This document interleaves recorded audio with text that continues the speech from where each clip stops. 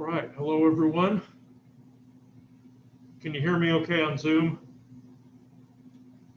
Yes. Okay, thanks. All right, a couple of announcements. I sent out an email about lab. We're going to switch this week with next week.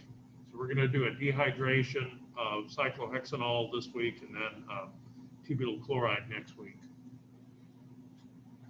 Okay, also pre-enrollment for spring begins next week. So see your advisor, get signed up for classes. As of this morning, the classes were not up on Banner yet, but I expect they will be in the next few days. Okay, organic lecture and labs are at the same time, and we're going to be using all of the same materials next semester. Okay, so let's turn to alkenes.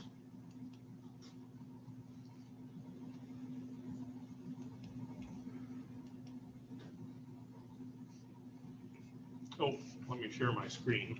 Got to do that.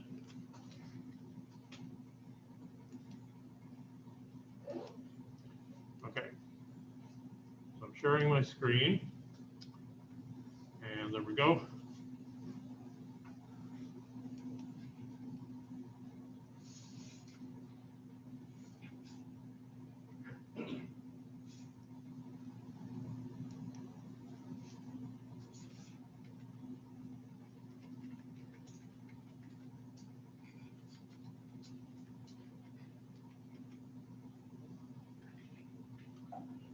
Okay, remember that in IUPAC nomenclature, alkenes will end with an ENE.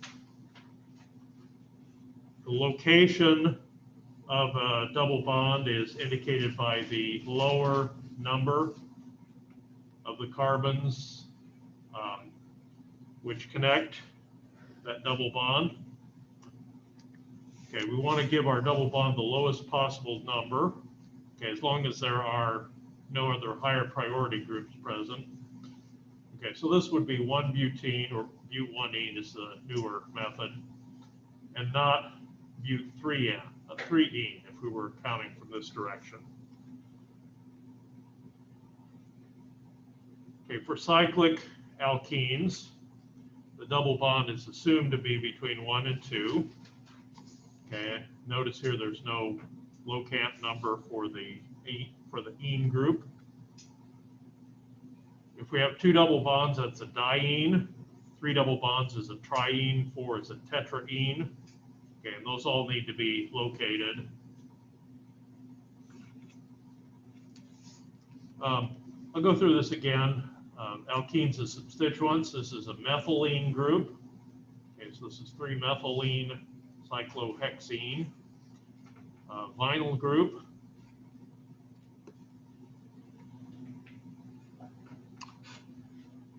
Okay, because of the lack of free rotation about a double bond, alkenes can exhibit geometric isomerism. Okay, not all alkenes will exhibit this type of isomerism. Here's an example of 2 that don't.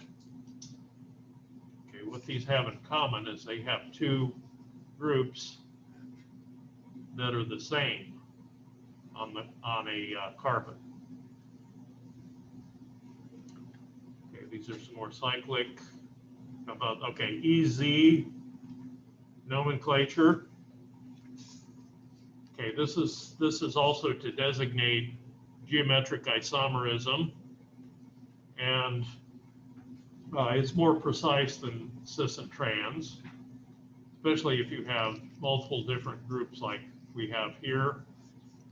We prioritize based on atomic number, just like we did with the R and S.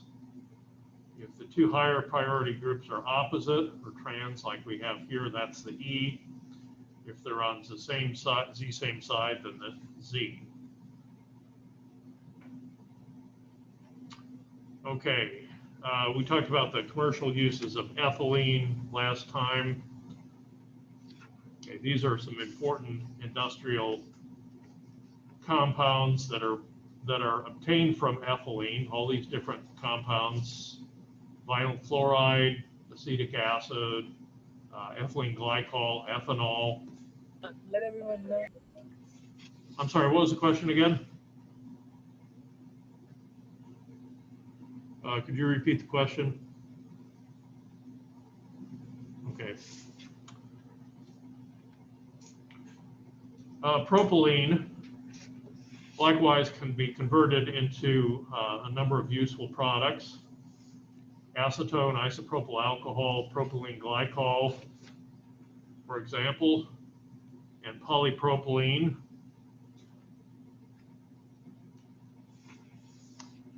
We'll look at polymers in more detail at the end of next semester, but this is one type of polymer. It's called an addition polymer. And what characterizes an addition polymer is that all of the monomer units are the same. Okay, these are, here we have polypropylene, polyvinyl chloride, and PVC, or Teflon, polytetrafluoroethylene.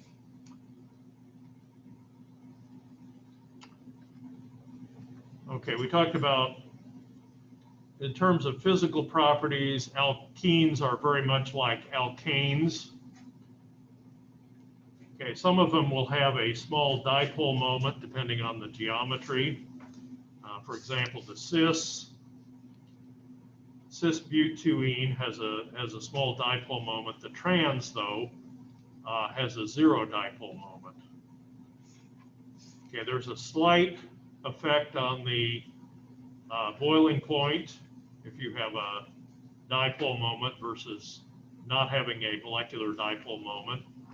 Okay, so cis-butene boils at 4 degrees Celsius, whereas trans boils at 1 degree Celsius.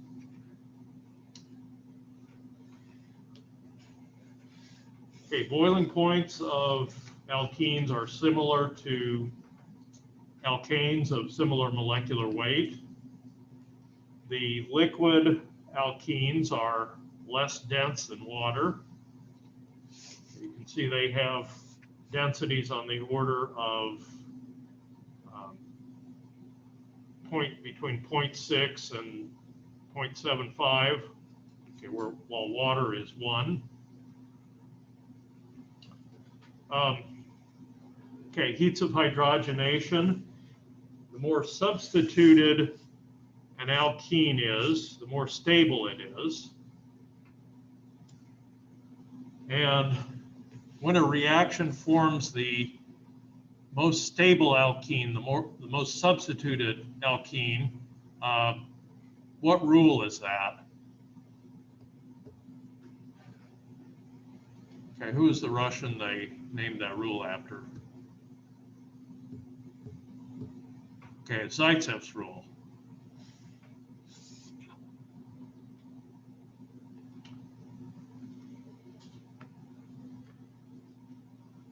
Okay, small rings are strained, even more so if we have a double bond.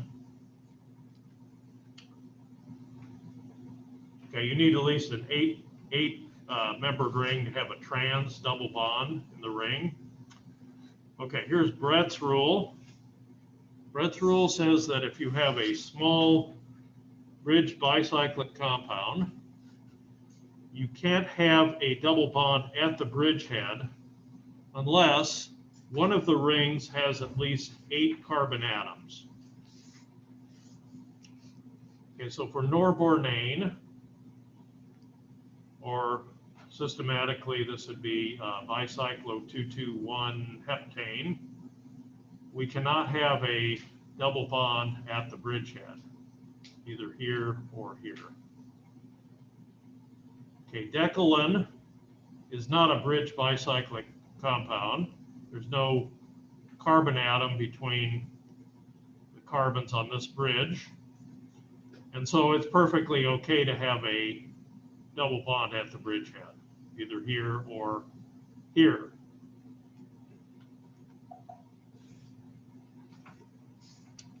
Okay, so part D Okay, this bottom ring contains 8 members, so in this case, the ring is large enough to have a trans double bond, one at the bridgehead. So this one's okay. C is okay because the double bond is cis and it's not at the bridgehead. B would be too unstable to exist. And A is perfectly okay. It's not a bridged bicyclic compound. Dr. Trump, I'm a bit confused. So when you were saying with the bicyclic compounds, they can have a double bond at the bridgehead if they are what, trans or?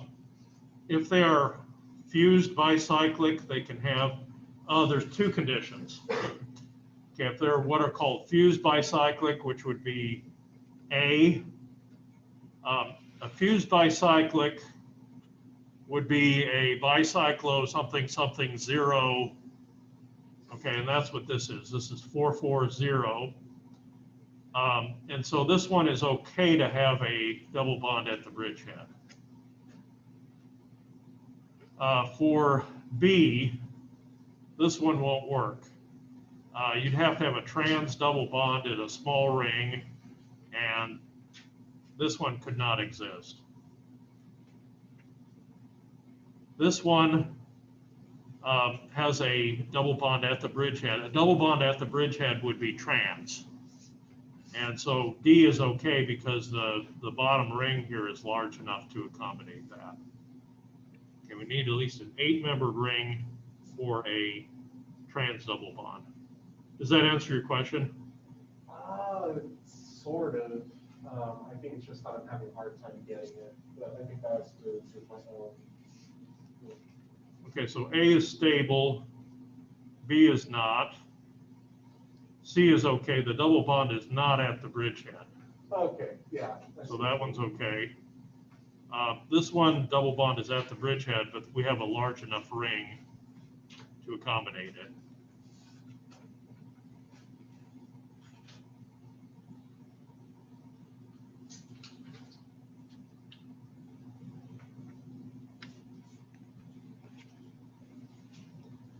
Okay, so this chapter also deals with the synthesis of alkenes, starting with other functional groups and converting them into alkenes.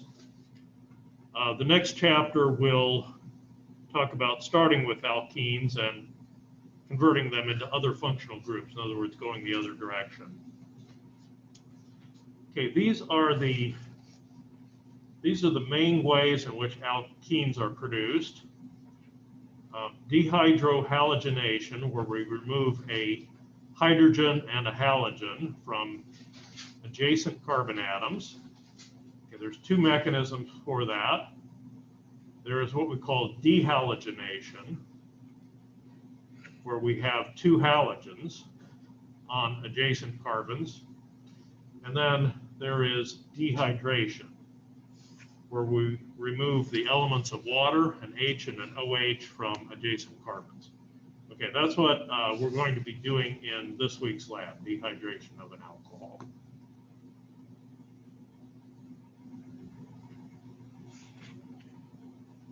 Right, so this is an overview of the 2 elimination reactions, the 2 dehydrohalogenations. And they are classified as E1 or E2.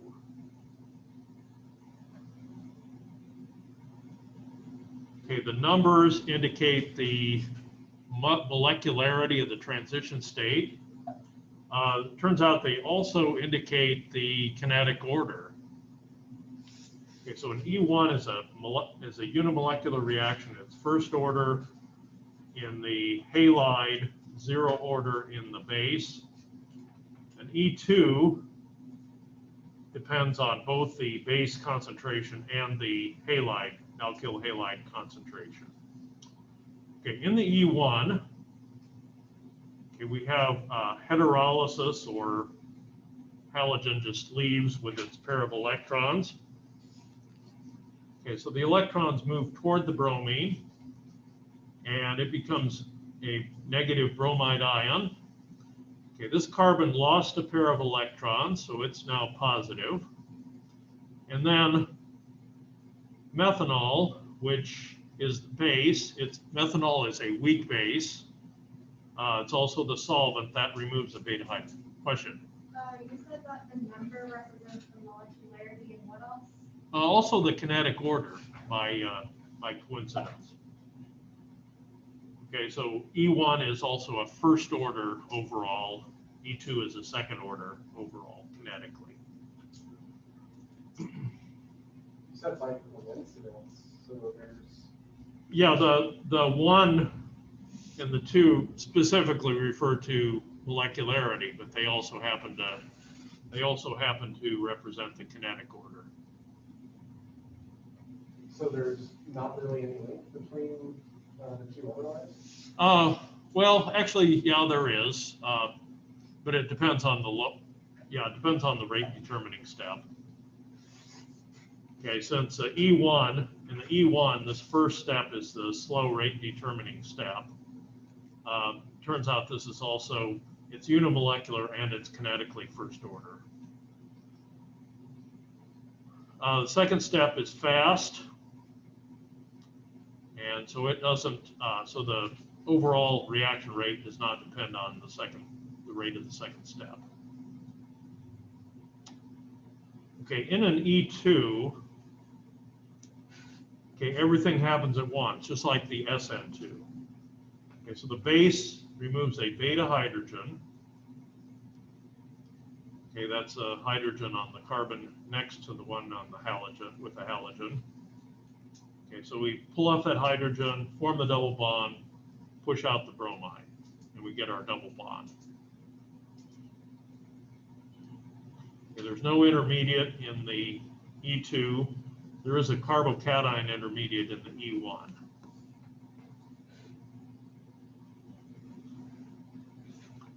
All right, so the E1 is unimolecular elimination.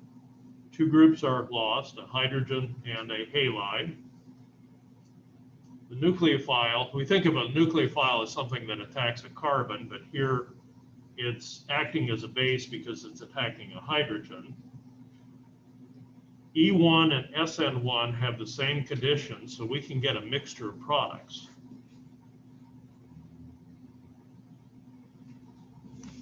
Okay, so this is a general description of the mechanism. Okay, we have separation of ions to form the carbocation and the halide. A base comes along, removes this beta hydrogen, and we form the double bond. Okay, make sure that you remove the hydrogen on the carbon next to the carbocation. Okay, if there's a, don't remove a hydrogen on the same carbon.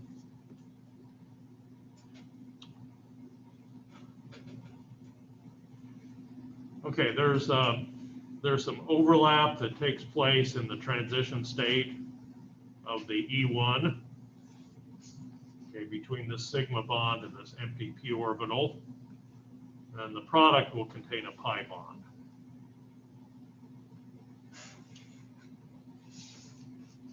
Okay, so there is an intermediate, that's this local minimum.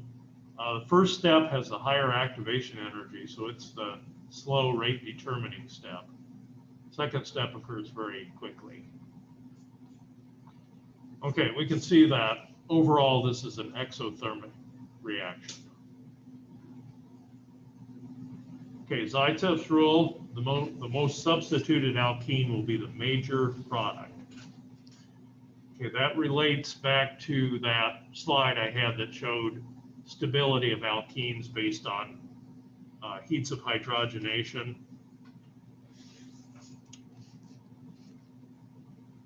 All right, so with this carbocation and ethanol as the weak base, we can remove this beta hydrogen or this beta hydrogen. So there's two possible alkene products. We'll get both of these, but the tri-substituted would be obtained in larger amounts. Okay, so experimentally, we get 90% of this and 10% of this disubstituted.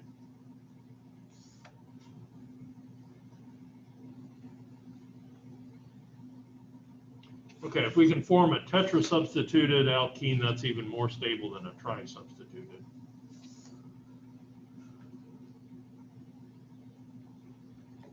Okay, let's compare the E1 to the E2. The E2 is bimolecular.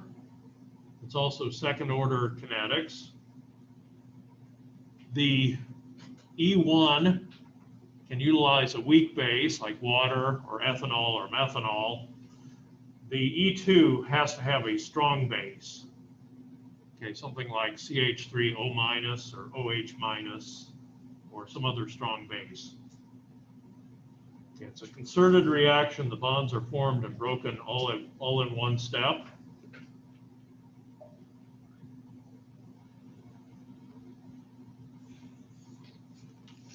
Okay, the main point of this slide is that we have a tertiary halide, okay, tert-butyl bromide, or 2-bromo-2-methylpropane. SN2 is prohibited because the backside is too crowded. E2, however, takes place readily with this strong base. Okay, this removes the beta hydrogen, we form the double bond, push out the bromide, all in one step. The bromide's no longer connected.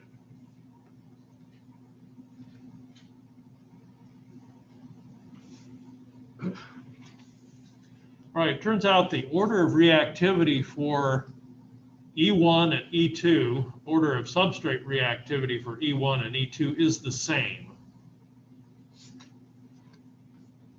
Okay, a substrate, tertiary substrate is the most reactive for both types of mechanisms. A primary substrate is the least reactive. Zaitsev's rule applies to both E1 and E2, okay, the most substituted alkene. Okay, unless you have a bulky base, one that's crowded, such as tert-butoxide or these others. Okay, they're very crowded around the nucleophilic atom. Okay, in this case, the less substituted product is favored.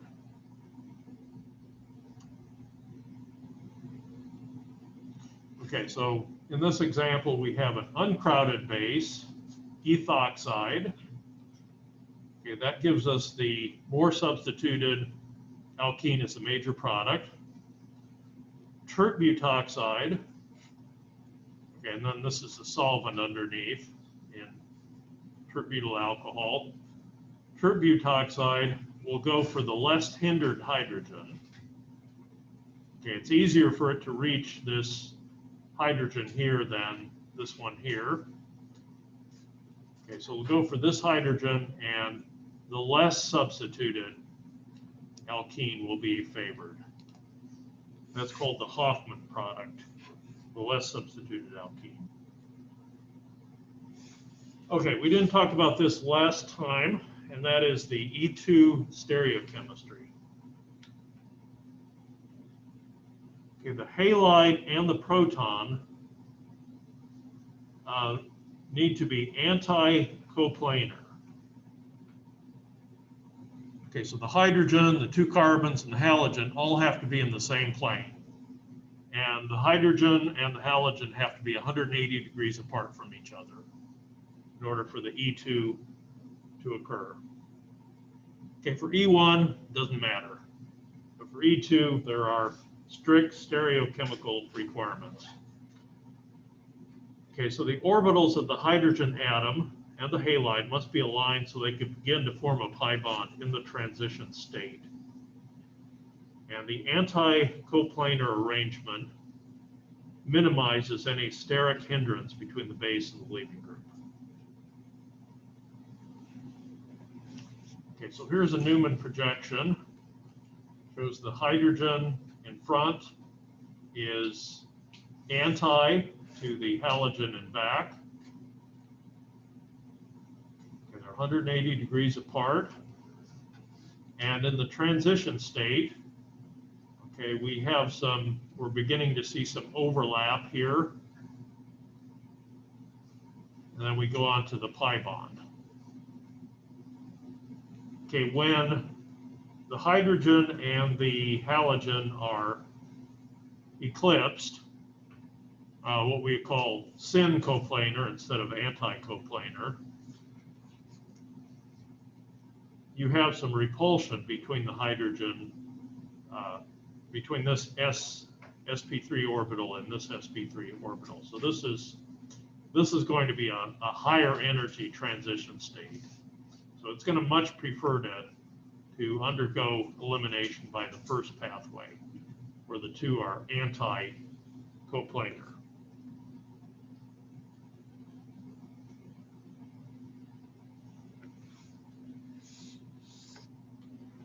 Okay, because of this strict stereochemical requirement, okay, there may be some stereoisomer products that are favored over others.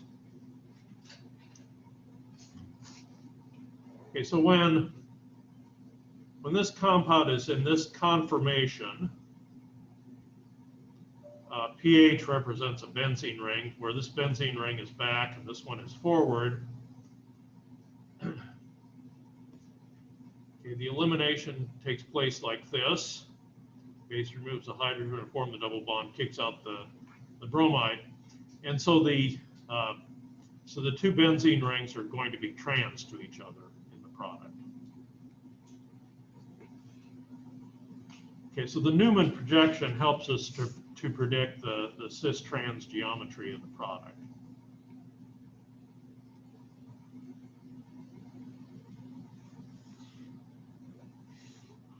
Okay, so this question says, show the dehydrohalogenation, or dehalogenation, sorry, by the iodide ion. Show that it's stereospecific by showing that two diastereomers of the starting material give different diastereomers of the product. Okay, so this is that one of those other elimination reactions called dehalogenation. We're going to remove two halogens. So we have a vicinal dibromide, and the base here is iodide, I minus. Okay, the two bromines have to be anti-coplanar, like this, in order for this to occur. This is the meso, and okay, because of the stereochemical requirements, we're going to end up with the trans isomer of the product. Okay, so the other byproduct here is this one called iodine monobromide, or IBR. Okay, if we have the RR 2,3 dibromo, okay, this has an enantiomer. If we have the RR, then we'll get the cis. Okay, we'd also get the cis with the SS.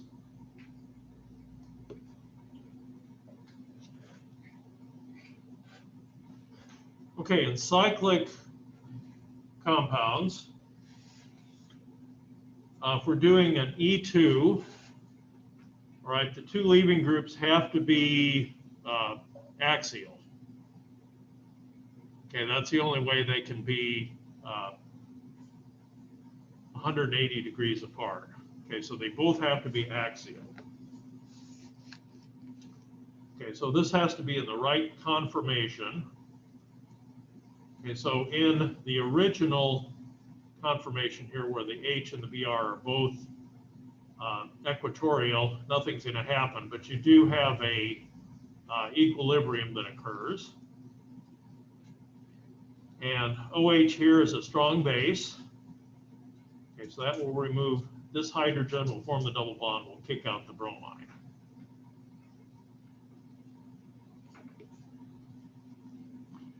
Okay, so the tear must flip to the conformation with the axial halide in order for the elimination to take place.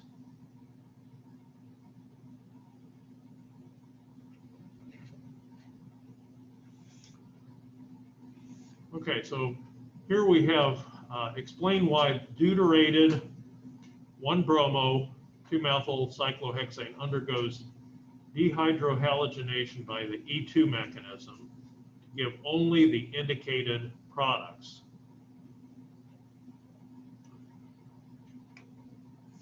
The other two products are not observed.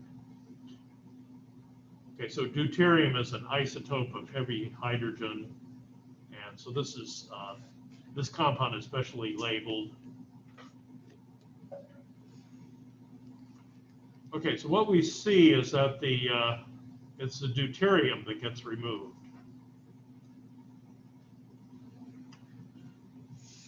Okay, let's see why that is.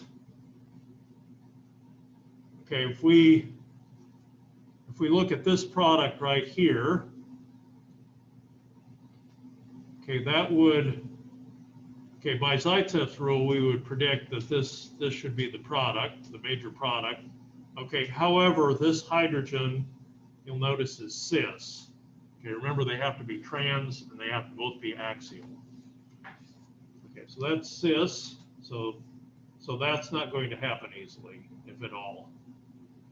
Okay, here the deuterium is trans to the bromine, and it has to adopt the conformation where they're both axial. So you'll have an E2 elimination. This takes the deuterium, okay, which forms a double bond, which kicks out the bromine. Okay, the reason the deuterium doesn't persist in the product, again, this hydrogen is cis to the bromine, and so it can't be anti, no matter what conformation we're using. Okay, so the hydrogen and the halogen, or in this case, the two halogens, they have to be axial, they have to be 180 degrees apart in an E2. Okay, and again, E1 doesn't really matter. Okay, you have a planar carbocation, so it doesn't matter if the hydrogen and the halogen are axial or not, or anti. Okay, the previous chapter, we looked at substitution reactions of alkyl halides. Okay, the SN1 and the E1, or the SN2, sorry. Okay, so how do you decide, or how do you predict whether it'll be substitution or elimination? Okay, first of all, look at the strength of the nucleophile or base. Okay, if it's a weak base, okay, like water, methanol, ethanol, acetic acid, okay, it's going to be a 1. Okay, E1 or SN1. If it's a strong base, okay, OH minus, ethoxide, methoxide, and there's many others, it's going to be a 2. Okay, either E2 or SN2.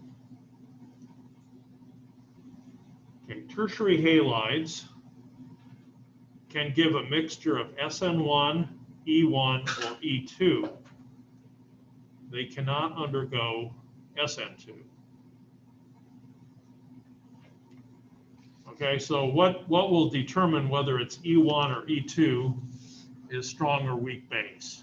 Okay, strong base, E2, weak base, E1. Okay, what about SN1 versus E1? Okay, the main experimental factor there is temperature. Okay, so next week when we do the SN1 reaction, okay, we're going to start out by chilling the hydrogen chloride, hydrochloric acid. Okay, we want to make sure the reaction mixture doesn't get too warm, otherwise we're going to get more elimination. We're going to get more of the alkene rather than the substitution product. So higher temperature will favor elimination. The other factor that can favor elimination is bulky bases. Okay, remember back here, these are some of the examples of bulky bases. Okay, these will favor elimination. Okay, the strong ones, especially this one, is going to favor E2.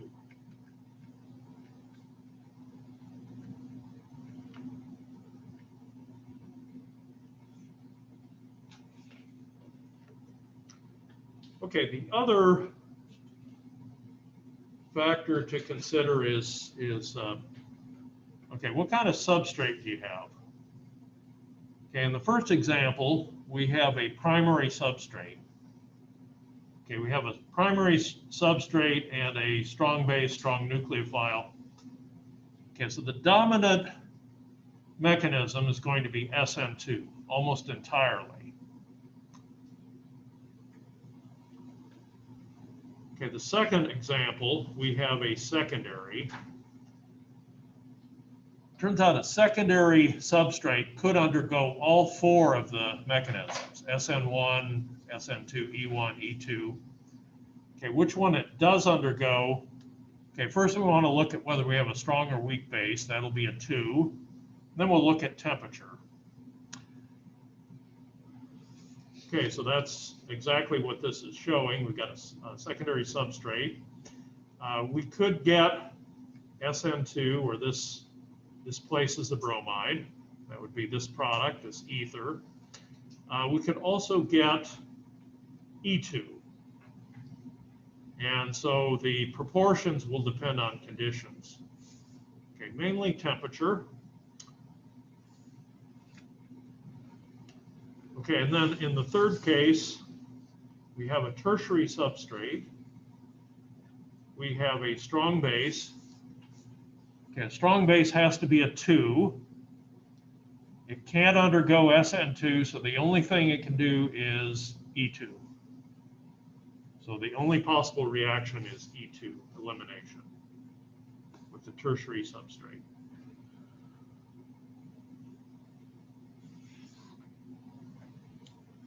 Okay, so we saw here with the primary substrate, mostly SN2, okay, with a strong base. With the tertiary, entirely E2 if we have a strong base.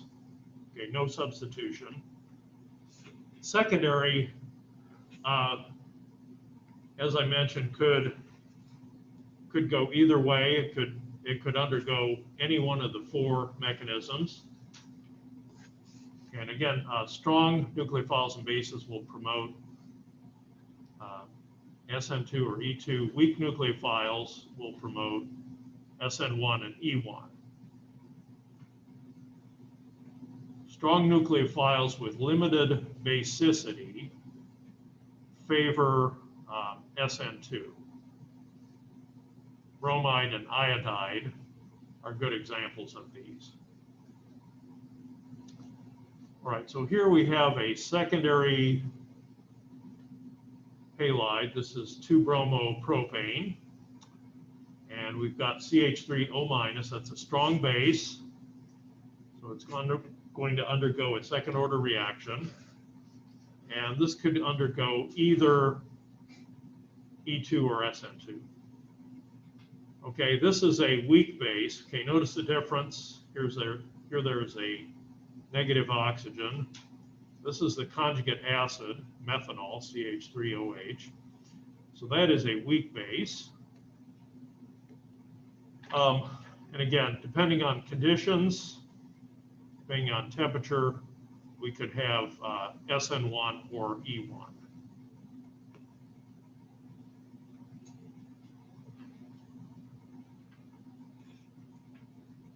Okay, of course, the solution is given below, but with 1-bromo 1-methyl cyclohexane, we have a tertiary halide, right? CH3 is a weak base. CH3OH is a weak base, and we're heating it. Okay, so mostly we're going to get elimination by E1.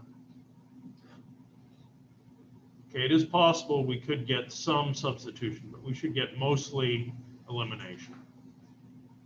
And there's two possible alkenes, okay, depending on which beta hydrogen we remove. Okay, one from carbon number 2 here, or one from the methyl.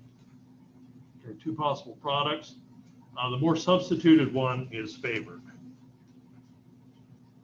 Okay, so because we're heating it, we should get mostly elimination.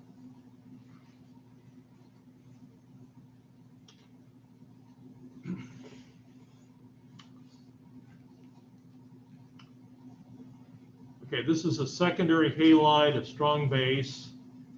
It doesn't specify a temperature, but we would get a mixture of substitution and elimination, mostly elimination. And again, the Zaitsev's rule would predict this is our major product.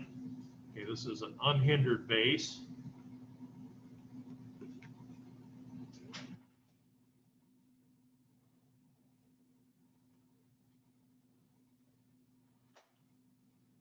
The SN1 and the E1 both start out the same. And again, depending on the conditions, usually temperature, we favor one over the other. Okay, I'm going to end a little bit early today. Dehydration of alcohols is the subject of our lab this week. This is the reaction. We use an acid catalyst, either sulfuric or phosphoric acid, and we obtain an alkene. So I'm going to go ahead and end here.